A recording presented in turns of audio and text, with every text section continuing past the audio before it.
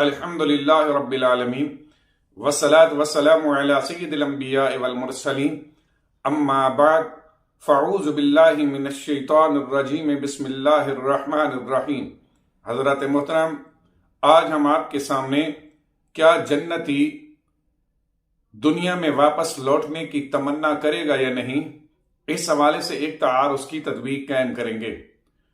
چنانچہ حدیث پاک جو مسند امام احمد اور مشکاۃ شریف میں مذکور ہے، حضرت ابو ہریرہ رضی اللہ تعالی عنہ اس حدیث کے راوی ہیں، فرماتے ہیں کہ نبی محتشم صلی اللہ علیہ وآلہ وسلم نے فرمایا کہ جب جنتی آدمی جنت میں داخل ہوگا تو وہ اپنی عبادت کو بہت حقیر جانے گا اور دنیا میں واپس لوٹنے کی تمنا کرے گا۔ اس حدیث پاک سے معلوم ہوا کہ جنتی جنت میں داخل ہونے کے باوجود دنیا میں واپس لوٹنے کی تمنا کرے گا، جبکہ اس کے برعکس دوسری حدیث پاک میں نبی کریم صلی اللہ علیہ وآلہ وسلم نے فرمایا کہ جب اللہ رب العزت کسی کو بخشے گا تو یہ جنتی جب داخل جنت ہوگا تو وہ دنیا میں واپس لوٹنے کی کبھی تمنا نہیں کرے گا۔ اس حدیث پاک سے معلوم ہوا کہ جنتی جب داخل جنت ہوگا تو وہ جنت کی نعمتوں کو دیکھنے کے بعد کبھی بھی دنیا میں واپس لوٹنے کی تمنا نہیں کرے گا، جبکہ اس کے برعکس پہلی حدیث میں فرمایا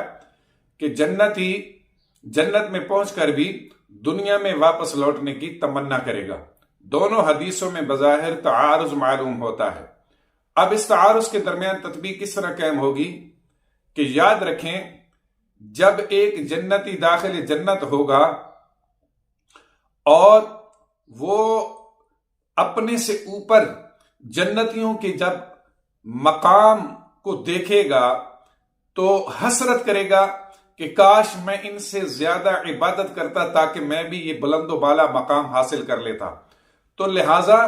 وہ دنیا میں واپس لوٹنے کی اس لیے تمنا کرے گا کہ اسے واپس دنیا میں بھیجا جائے تاکہ وہ دنیا میں رات دن اپنے رب کی عبادت کرے اور عبادت اور ریاضت میں اس قدر مشغول اور مصروف ہو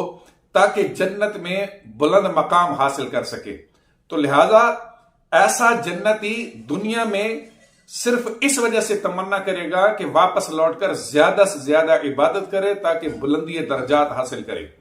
اور جس حدیث میں حضور علیہ الصلوۃ والسلام نے فرمایا کہ جنتی داخل جنت ہوگا تو اس کے بعد وہ دنیا میں لوٹنے کی تمنا نہیں کرے گا، اس کا مطلب یہ ہے کہ جنتی جب جنت میں نعمتوں کو دیکھے گا تو اس کے بعد وہ کبھی بھی یہ تمنا نہیں کرے گا کہ اسے دنیا میں دنیاوی زندگی گزارنے، دنیا کی عیش پرستیوں کے لیے دنیا میں واپس بھیجا جائے۔ تو لہذا وہ دنیا میں دنیاوی زندگی